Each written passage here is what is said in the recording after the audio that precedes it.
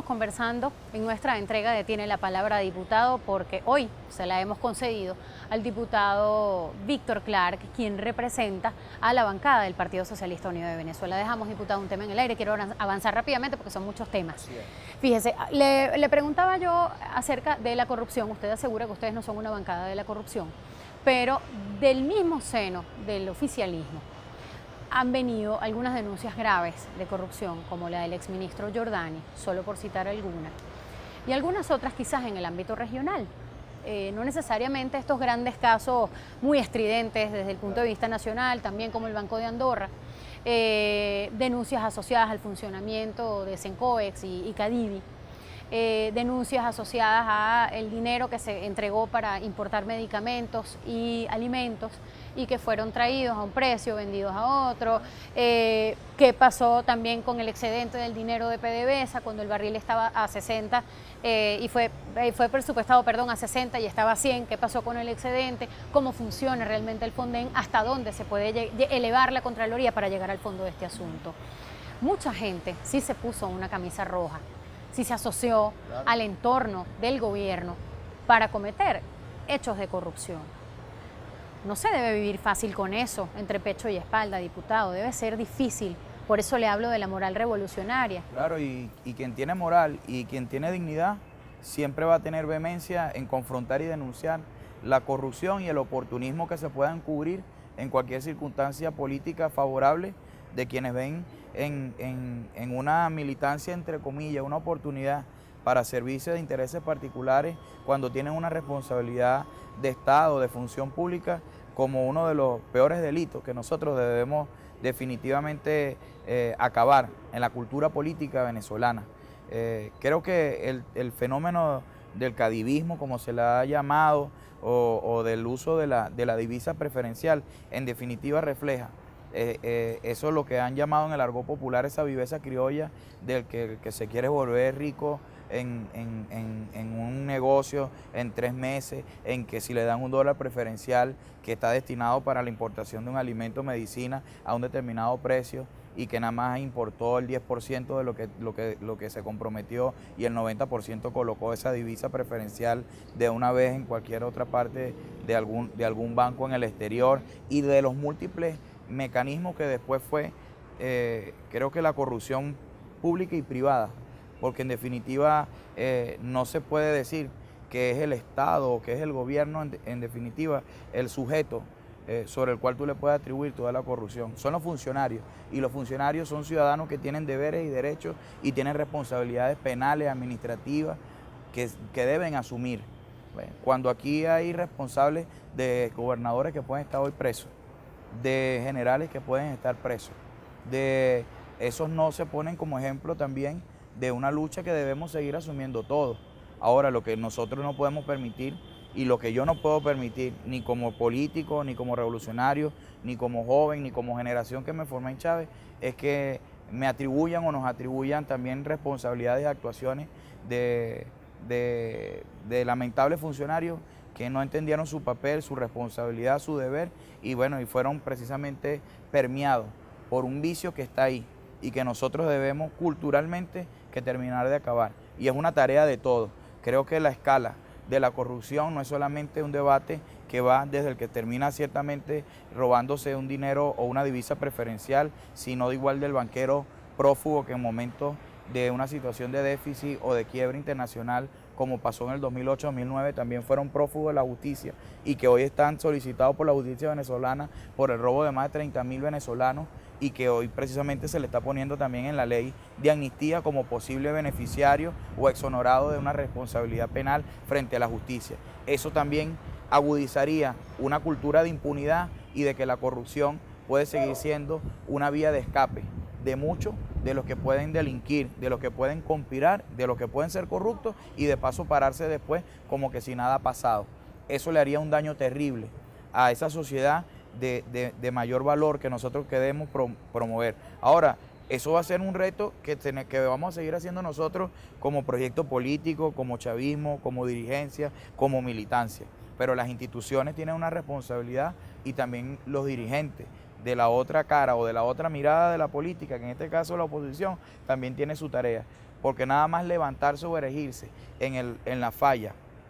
o en el desacierto o en el error que podamos haber cometido, sin mirarse adentro, si también amparar y encubrir a responsables que también hay ahí de delitos de corrupción, que también lo hemos nosotros señalado, y creer que eso entonces el 6 de diciembre es la patente de corso para decir que aquí no ha pasado nada y que yo no tengo nada que valorar y nada que asumir también de errores y de desaciertos en la forma de hacer política, en creer que la lucha por el poder, de ir por el control de esa renta petrolera y es nuevamente privilegiar nada más a una élite que accede preferencialmente y después a dónde va eso. Tú me preguntabas el Fonden o me preguntabas de otras iniciativas. Si el comandante Hugo Chávez no hubiese hecho los esfuerzos extraordinarios que hizo en años, bueno, durante ciertamente una gran entrada de excedentes, pero que también se recortaron las inequidades y las situaciones de exclusión y de pobreza extrema con la que él recibió en 1998. Claro, pero habría que también hablar de la discrecionalidad con la que fueron otorgados esos recursos aquí. ¿Cómo pudiéramos hoy nosotros entonces, en esta agenda legislativa que plantea hoy este Parlamento, plantear por lo menos 2 leyes que son una realidad que hoy la están reconociendo y que ahora pretenden desde una ley que, bueno, que tiene su disfraz sobre un tema de beneficio de 1 millón de familias que han sido beneficiadas de la Gran Misión Vivienda de Venezuela, o más de 3 millones de pensionados de manera directa o de manera subvencionada entre los 3 millones, por decirlo así, por el sistema de seguridad social. Eso es un esfuerzo que en otros modelos económicos se le dice gasto social, y el presidente Chávez y después el presidente Nicolás Maduro lo han continuado con gran sacrificio, pero que también obviamente hay un excedente de esa renta petrolera que debe ser de todo, que antes no se destinaba para eso.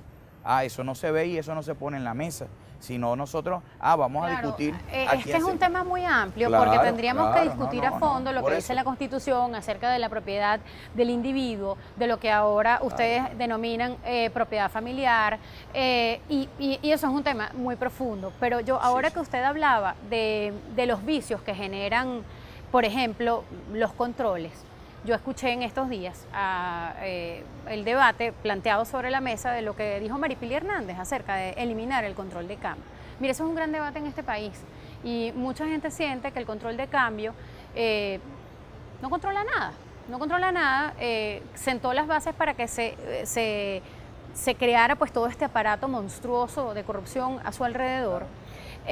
Y ella considera que el Estado quizás sí debería proteger de la manera en que sea posible a los sectores menos favorecidos económicamente para que tengan igualdad de acceso a bienes y servicios, porque además eso está en la Constitución, pero no necesariamente a través de estos controles.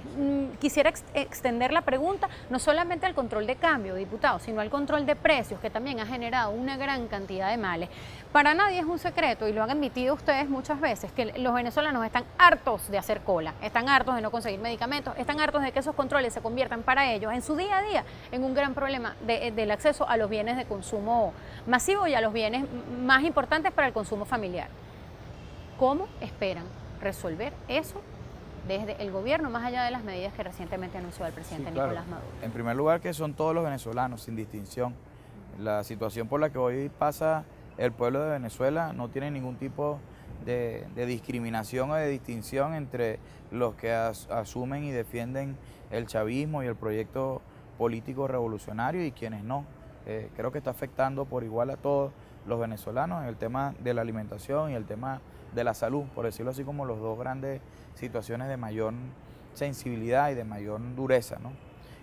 Ahora, la discusión en cuanto al pueblo no es sobre el tema del control y el tema del control cambiario, el control de precios. Lo que está padeciendo el pueblo de Venezuela es la distorsión de lo que se genera a través de los mecanismos de corrupción que han hecho del control cambiario y del control sobre los precios, bueno, 2 oportunidades para también aprovecharse eso de lo que yo te decía, los más vivos, ¿no? Los que pueden permear, los que pueden corromper y los que pueden incrementar ganancias que en ningún otro margen del capitalismo, del capitalismo ordenado ni siquiera hay márgenes de ganancias que se pueden dar aquí. Tú le preguntas a cualquier capitalista de Estados Unidos, de Europa, si ya después del 20-30% de ganancia de cualquier actividad de bien y servicio que hace, y es una ganancia de la cual ellos consideran de las más rentables y las más óptimas. Aquí el que no gane 500, 1000% una cosa es literalmente un pendejo, con el respeto que no es ninguna palabra. No es grosería. Esa viveza criolla, en definitiva, esa base ética, moral sobre la cual debe sostenerse una economía y cumplir las reglas y aceptar que todos tenemos deberes y derechos,